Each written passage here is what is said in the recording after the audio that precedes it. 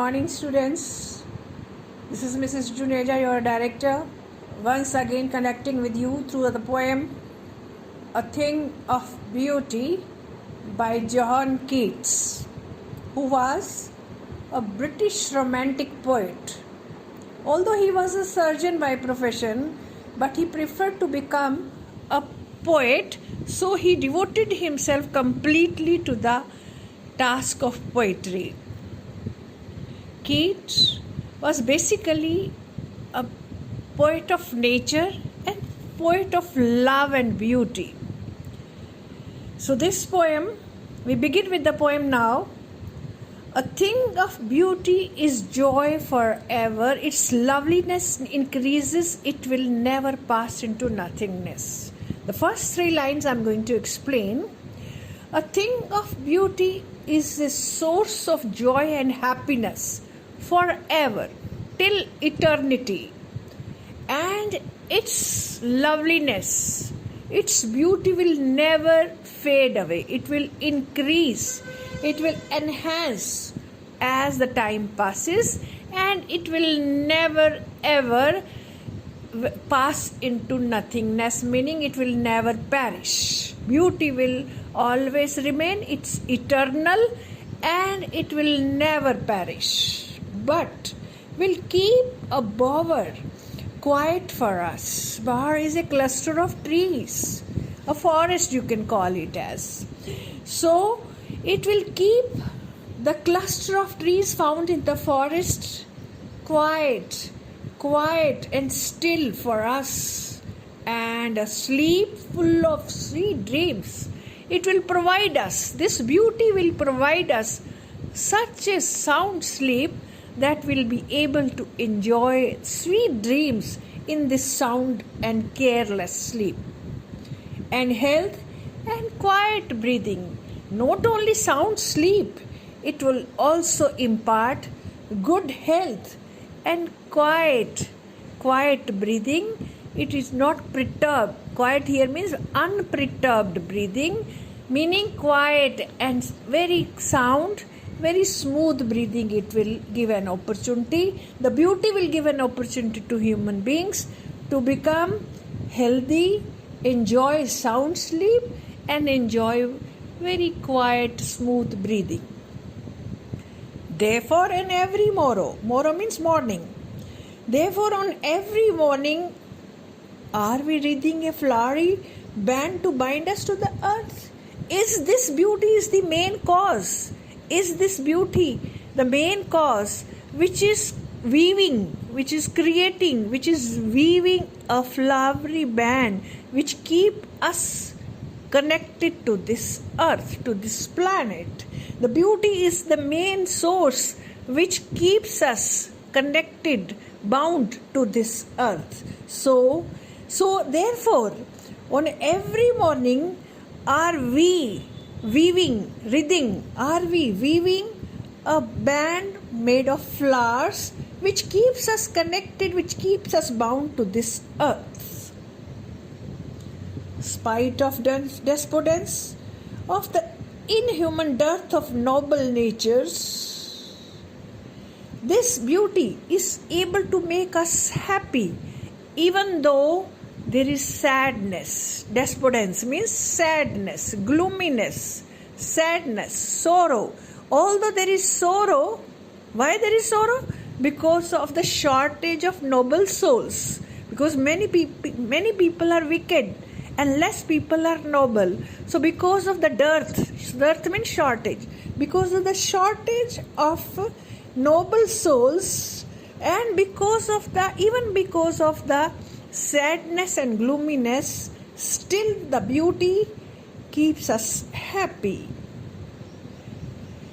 Of the gloomy days, even in the sad days, of all the unhealthy and over-darkened ways made for our searching, yes, in spite of all, some shape of beauty moves away the pall.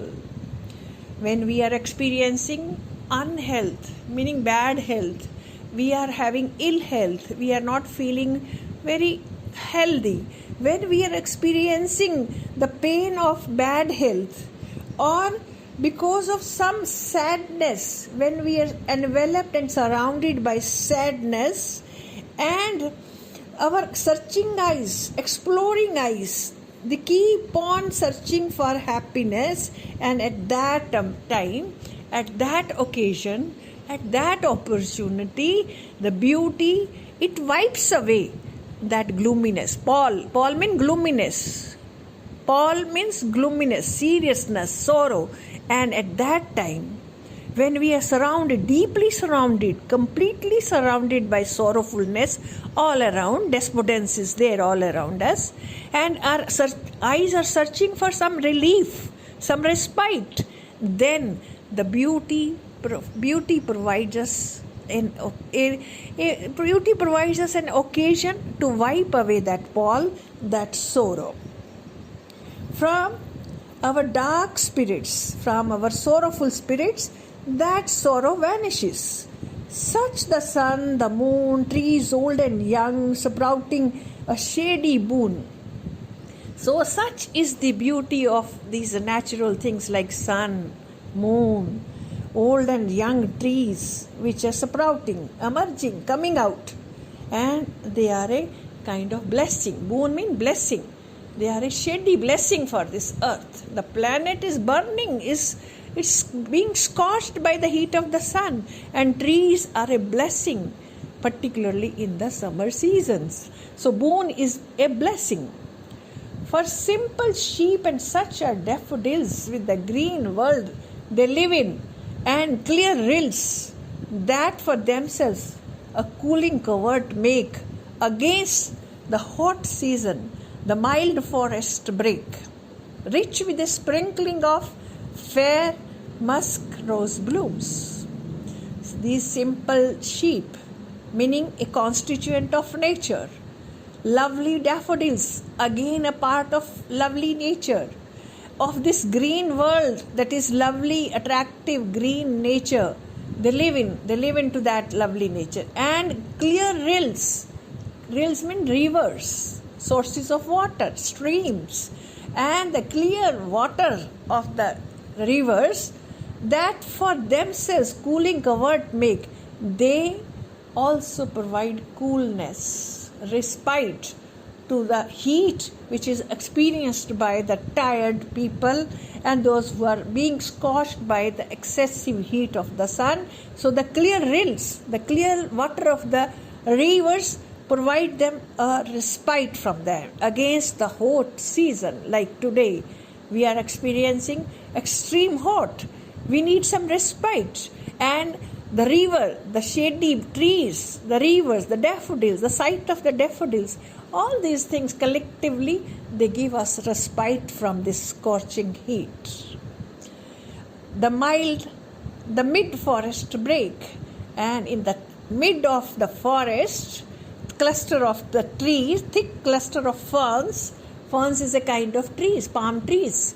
So they together, they make a happy respite for the scorching heat. Rich with a sprinkling of fair musk rose blooms. And those forests where there is thick growth of ferns, there the musk rose, a kind of rose, it is scattered here and there, adding to the beauty of that forest. In such an environment, such a beauty, such grandeur is the beauty of the nature, which gives relief and respite to the human beings. And such too is the grandeur of the dooms. We have imagined for the mighty dead. Here, the poet is talking about those kings, those royals, those princely people, those who die, and colorful processions adorned with the flowers, lovely flowers. For them, such a beautiful, grand funeral is arranged for them with the help of these beautiful flowers. We have imagined for the mighty means powerful, dead, powerful people like princes, kings, prime minister, presidents, the royals. So for them we imagine, for these powerful people we imagine a very powerful, very beautiful funeral for them, and all lovely tales that we have heard or read, and all the beautiful stories which we have heard and read about them, an endless fountain of immortal drink. And those beautiful stories, they are a never ending, endless, never ending fountain, source of a drink which will make us immortal, which will never perish. It is immortal drink, and that gives the relief and respite. The beauty of all this gives relief and respite to the human beings, pouring onto us from the heaven brink. This beautiful drink is being poured from the heavens onto this earth, and the human beings enjoy that beauty, this natural beauty, which God bless the human beings with that. Thank you so much.